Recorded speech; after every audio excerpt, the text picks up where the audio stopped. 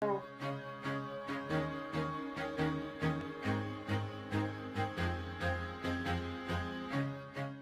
of the issues that we've been focusing on is pensions. I think when you talk about the political system and you talk about dysfunction, there's probably nothing more messed up or dysfunctional than our pension systems. And in this case, we're talking about our governmental pension systems all the way from the federal government on down to the local municipal level. And we've been having a variety of conversations around this issue. Today, we're going to talk to Joshua Sharf, who's been focusing specifically on the pension issue in Colorado and primarily at the state level, although I think there's some aspects of local level pension issues that he's also been looking at. And this is a good way to not necessarily pick on Colorado, but at least to focus on one state and one state's problems. And then, as we always like to do on None of the Above, talk about solutions. There's no sense talking about the problems if we're also not talking about solutions. And Joshua and the group he's working with have put some solution sets on the table, so we'll talk about solution sets as well. So Joshua, welcome to None of the Above. It's a pleasure to have you as a guest today. Yeah, it's my pleasure. Thank you for having me on. And you are a research associate with the Independence Institute, is it? Yes, that's correct. So can you tell us a little bit about the Independence Institute, what they're about and what they study? Sure. It's primarily a free market think tank. It's located here in Denver. It was founded quite some time ago, originally by John Andrews, and now it's run by John Caldera. And one of the issues that we started looking at a couple of years ago, this was right at the beginning of 2012, was looking in a serious way, was Colorado's public pensions. I had been writing about it on my own blog for a little while, and it caught the attention of the guy who was at the time in charge of the Fiscal Policy Center at Independence, a guy named Penn Fiffner. So for a finance geek and a politics geek, it's a great intersection of those two areas of interest. So they asked me to start working on it, and I've been working on it since then. And that's what you call the PARA project? PARA, that's right. It's okay. The Public Employee Retirement Association is what that stands for, and that's Colorado's state-level public pensions. I actually do some substitute teaching once in a while, and when you're a substitute, you get paid maybe $100 a day, and whether you want to or not, you must contribute to PARA. So I have an account with PARA that adds up to at least $6 or $7, I think, at this point. So, well, you may see it. You may get to see that. The funny thing was, I don't want to digress too much. I tried to see if there was a way that I could actually contribute what I was making to charity to avoid all of this, but we could not find a way for me to just contribute to charity and avoid the system entirely. So you got involved with the Independence Institute a few years ago. You've been working on this PARA project, and the focus of your project is primarily the pension issue, correct? That's right. And what drew you to this? What caused you to decide that this was an issue, worthy of your study and time? Well, for my own interest, like I say, I've always been a little bit of a political geek, and I have a bit of a finance background as well. I have an MS in finance and an MBA from over University of Denver. So it was a natural intersection of those two areas of interest. Now, if there weren't a problem, it wouldn't be interesting at all. But as it turns out, there's a pretty serious problem that Colorado faces with this. And it was an opportunity to bring that to people's attention and understand that it's really something that in the long term will end up eroding our communities if we don't do something about it.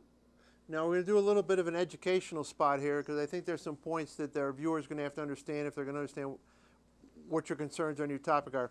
So the pension program in Colorado is a defined benefit plan program, correct? That's correct. So tell us what a defined benefit plan program is. Right. So most people have what's called a defined contribution plan. The defined contribution plan is essentially your 401k. You put away a certain amount each month, you put away a certain amount over the course of a year, and you have a balance in that account.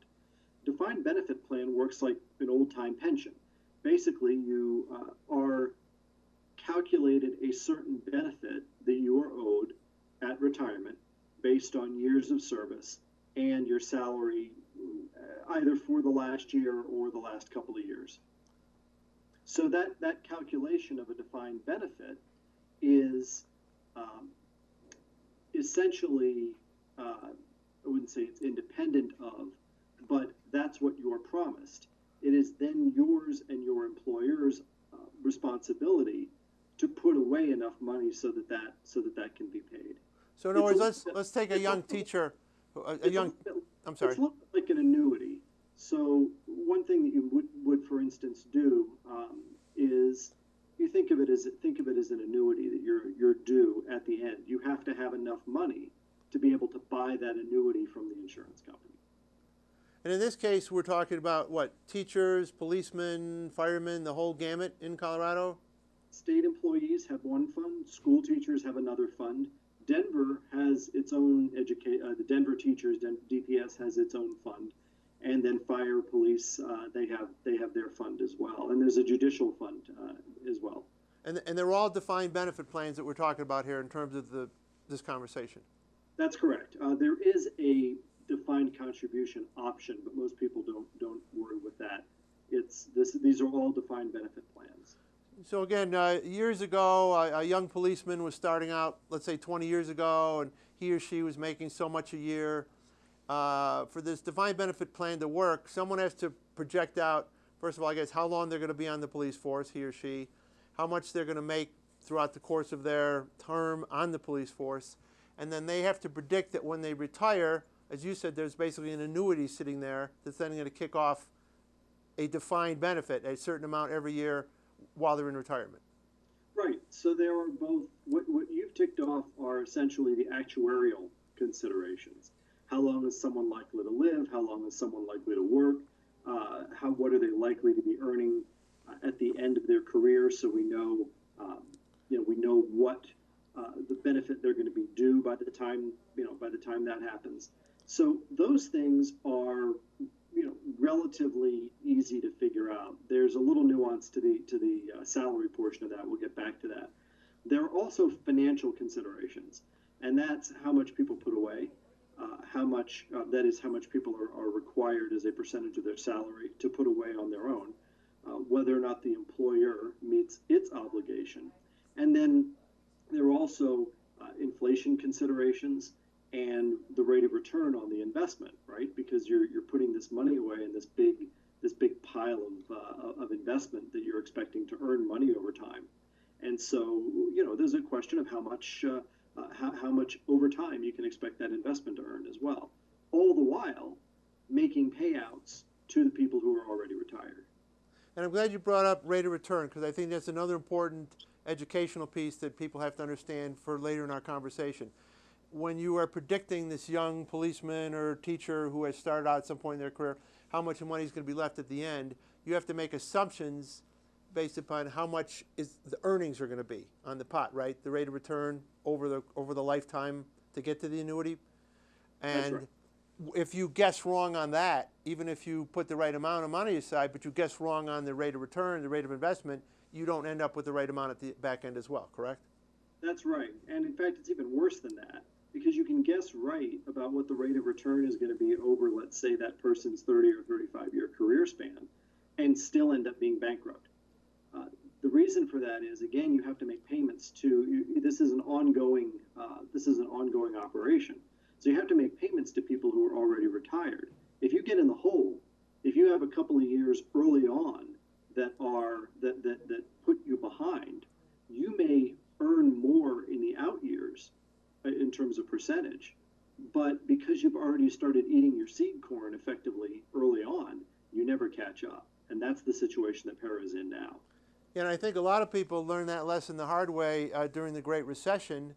If you had your investments, and when was it, like 2009 or 8 or whenever the crash hit, and you were all in stock, you woke up pretty soon and you only had half the value there, correct?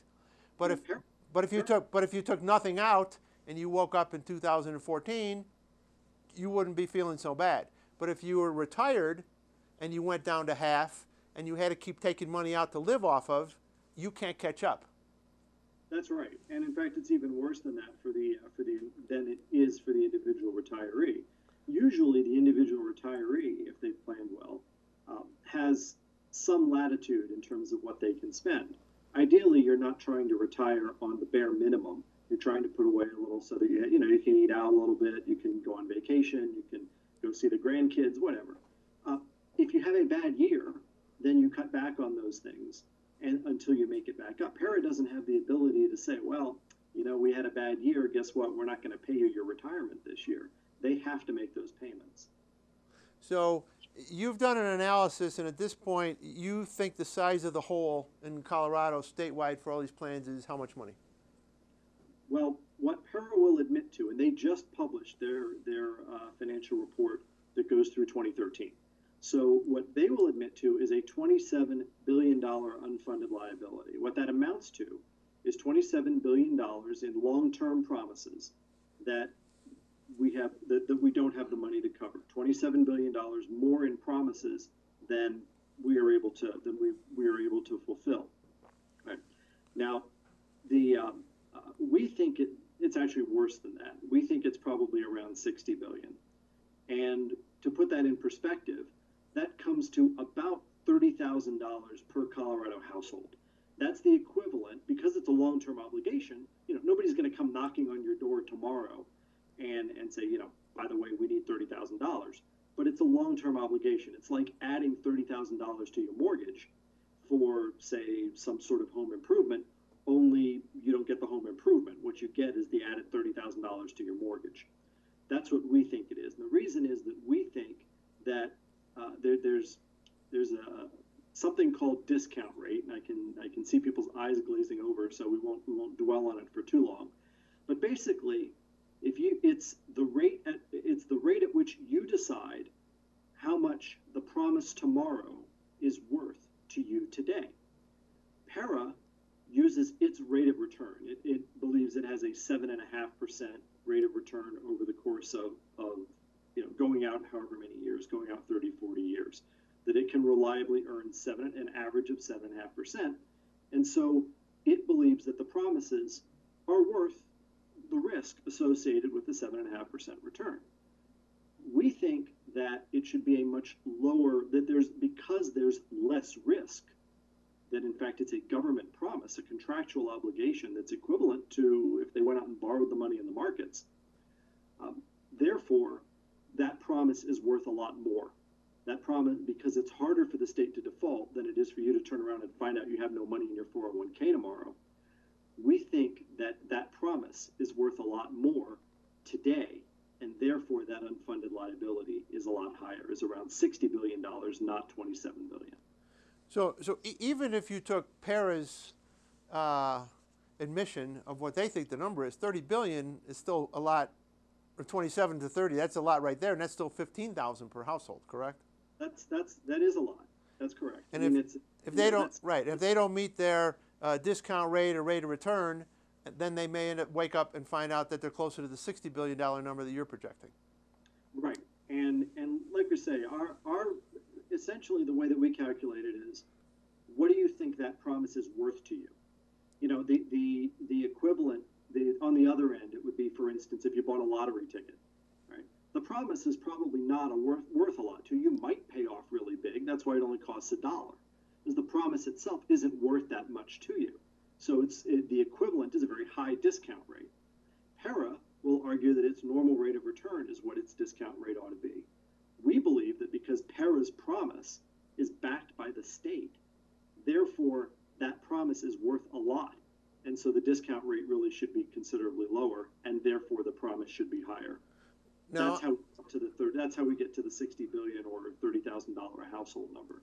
So, but again, either way you cut it, it's a huge number. And one of the things we've been investigating on None of the Above is, how we got to this situation. We're having conversations about Illinois, where the problem actually is significantly greater than it is here. At the municipal level, it's significant. But there's a common thread, I think, as to how we got here in a lot of these situations. And I think what happened in Colorado is not unique. First of all, as you said, the employer has to put money into the pot. And the employer, in this case, the state of Colorado or whatever, has not always been meeting their obligations. Is that a correct statement? That's correct. The net pension debt or net pension obligation that was not paid, we think accounts for about 10% of the 10 percentage points worth of the underfunding. So Para is about 60% funded. That means that it has dollars in the bank. According to Para's numbers, it believes that it has about 60 cents for for every dollar worth of promise that it's made. We think that about 10 cents of that is a result of the state not having paid the money that it should have paid in the mid 2000s. So it gets even harder for the state to catch up at some point, and it has to start borrowing from other portions of the budget to make these payments at some point, does it not? I mean, ultimately, this is going to come down to hurting a variety of people. It's going to hurt retirees who aren't going to have money that they expected to have, and it's not really providing the security that they think that they're getting. It's going to hurt communities, and you already see that in the schools, where in order to make this up, there have been three separate pieces of legislation that require school districts to fund additional obligations. And so what's happening is that's really chewing into the operating budget for schools. You see in a number of the school districts around, for instance, around Denver, about 8 cents out of every dollar, even higher than that, about 12 cents out of every dollar in operating expenses is going into retirement. That's about 1 in every $8 isn't even making it to the classroom, and that's a result of trying to make up for lost ground. And this is going to be true at the state level when it starts to crowd out other state level spending obligations like roads and utilities and the kinds of things that we expect the state to be able to spend money on. And it's going to crowd out. It's even going to become an issue eventually for Denver public schools, and then where they thought they had offloaded the responsibility onto para, and it's going to end up being an issue for them as well. So one issue, again, a big problem is whether or not the state, the employer, was putting in as much as they can. Another issue, if I understand it correctly, is that, and maybe unique to Colorado, Colorado allowed some of its pensioners to buy credit in the system and didn't charge them an appropriate amount for buying credit. That's correct. There was a period of time in the early 2000s. And para has a system. I don't know if this is unique to para, but it's something that they offer. The way that the obligation, the way that your benefit is calculated, it's calculated on now what's called a rule of 90. So if you're 60 years old and you've worked for 30 years, you're eligible for full benefits, whatever that means in terms of the particular plan you're on. You're eligible for full benefits.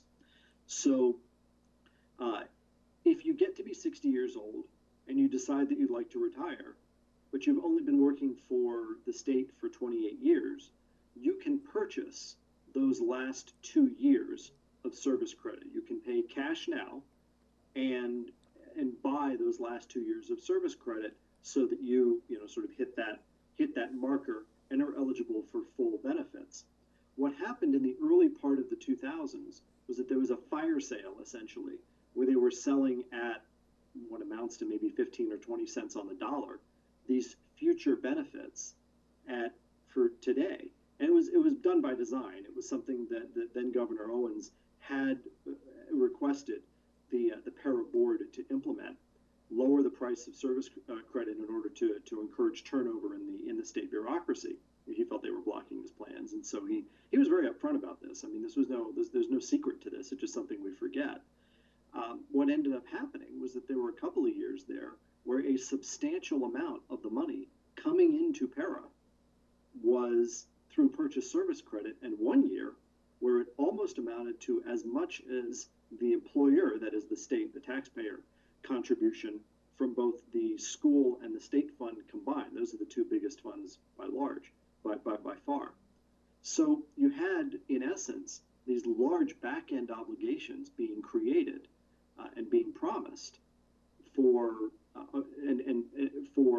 what amounts to a couple of dimes on the dollar. Now, do you have an estimate of the shortfall, again, whether it's the para's $27 billion or your $60 billion, what percentage of that is due to this fire sale, so to speak? That's a lot harder to figure out because that depends much more on who was buying it and when they're usually it was people who were retiring short term, right? Because I mean, if you're 30, you're not going to buy a couple of years of service credit, but you might if you're 58. So that's a little harder to figure out. We don't have a good number for that. Now, sometimes on the other side, they will argue, well, even if we have a bit of a fire sale to get someone to retire 2 years early, we might come out ahead because we're now going to replace someone who's making $70,000 a year with someone who's going to make $30,000 a year. So we may make it up on the salary side. Was that part of the discussion at the time, or? It probably was, and I've seen that argument come up, in fact, in terms of schools, where they say, well, we have a $70,000 a year teacher, we can get rid of them, put them out to pasture, and replace them with two $30,000 a year teachers, and aren't we better off? And the problem, of course, is that what have you done? You've now got somebody who's younger, in the case of the example that I just gave, two people who are younger, who are accruing their own pension obligation, again, at a rate that's unsustainable. So you haven't solved the problem. You kick the can down the road, right? Kick the can down the road? Yeah, you can't buy your way out of it. All you can do is right, exactly, kick it down the road. Now, in other jurisdictions, and I think in Colorado as well, there's been a series of court contests to determine whether or not the state, for instance, should pay its pensions versus paying for its schools and its roads. I understand Colorado has had some litigation around these issues, and one of the decisions has declared that this pension right is a contract right, which makes it a little bit tougher to deal with. Is that a correct analysis? Yeah, so there's conflicting case law around the country on this as to whether or not under the federal constitution or even under the various state constitutions, whether or not this amounts to a constitutional obligation on the part of states once they've made this promise, and whether or not there's any way that they can cut back on it. So Colorado, as part of its revisions in 2010, limited what's called the COLA, the cost of living adjustment, for para retirees to 2% a year. That's 2% nominal. It's not 2% above inflation, and it's not 2% adjusted for inflation. That is the adjustment for inflation, and they capped that at 2%. So it doesn't, it helps in some way if there's inflation, but of course if there's inflation also means that salaries are going up. So the interplay there is a little complex. But the idea was to limit the benefits going out and find some way of cutting back on those. Para went along with that. The public employee, for want of a better word, unions, although they're really associations, went along with that as well. Colorado doesn't have public employees unions for the state employees. It certainly has for the teachers. They went along with that, but there was a lawsuit arguing that in fact that was illegal. That the COLA increases that had been agreed to were set in cement, and you couldn't change those. The lower court ruled that because there was a compelling obligation to be able to change those, that is, solvency amounts to a compelling obligation, that would be permitted. That got appealed to an appeals court, which said that the criteria that the lower court used hadn't been proven, so they needed to go back and relook at that. The result being that both sides ended up appealing to the Supreme Court. The state appealing the portion that said it's an obligation, the retirees appealing the portion that said that that there was a chance that this thing might be okay to renege on if it met these other tests. So that's sitting in front of the Supreme Court right now, and I'm uncertain exactly when we're expecting a ruling on that. But if they rule that this is a contractual obligation, in effect, what they'd be saying is that an employee is entitled to the most generous package that existed at any point during the time that they were employed.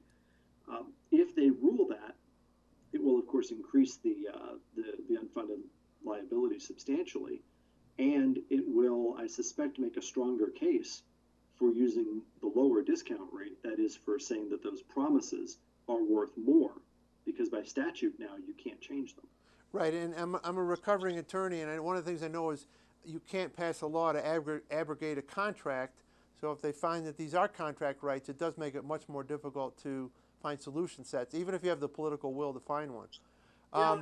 One of the things that's been suggested, and I think it's a fairly compelling case, is that you would argue that, let's suppose that an employee, instead of, right now the situation is that if you're an employee for 29 years, 364 days, and on the last day that you're an employee, the governor signs a law, signs a bill changing the COLA from 2% to 3%, you're entitled to that 3%, even though you spent almost all of your career except for one day at a 2% COLA, which means, by the way, that you were only putting away and Para was only contributing enough for 2%. You're now entitled to 3%. One of the suggestions that I've heard, and I think it's a fairly compelling case from a guy out of Stanford, would argue that you really should be prorated. That if you are working, most of your career under, let's take a less extreme case, 28 years under 2% and 2 years under 3%, then you can sort of meld that and say, okay, you're entitled to 28 years worth of 2% and 2 years worth of 3%, and come up with a percentage rate COLA that you're actually entitled to that reflects when you were actually working and the assumptions that were put into the system then. But that's not what we're facing here. What we're facing here is a cutback from the promised COLA to 2%, and if that gets overturned, there's nothing else on the table right now. Joshua, time always flies when you're having fun, and I'm afraid what we try to do is take about a 10-hour topic and squeeze it into 25 minutes. You've done a great job of explaining this, but we're not going to find time to drill down to some of your solution sets. Why don't you tell our viewers how to get to some of your research and get to your website, and then they could do some further reading on this topic and find some of the solution sets that you're suggesting. How do they find you? Well, a couple of places. You can go to my own website, which is jsharf.com, J as in Sam, HARF as in Frank.com/view, and then just look under the para category. You'll see a lot of writing there. There's some papers that I've produced for the Independence Institute, and you can go to www.i2i.org. That's i2i.org, and just look for some of the papers there. And if you need to get in contact with Independence and say, listen, shoot me a hard copy of Joshua's report, they'll be happy to do that too. Well, thank you again. You've been a great guest, and maybe we can find some time in the future to maybe do another segment on solution sets, perhaps after the Supreme Court in Colorado has ruled, because I think at that point we'll have a much better understanding of what the targets have to be. Absolutely. Thank you very much for your time. I really appreciate it. Thank you again.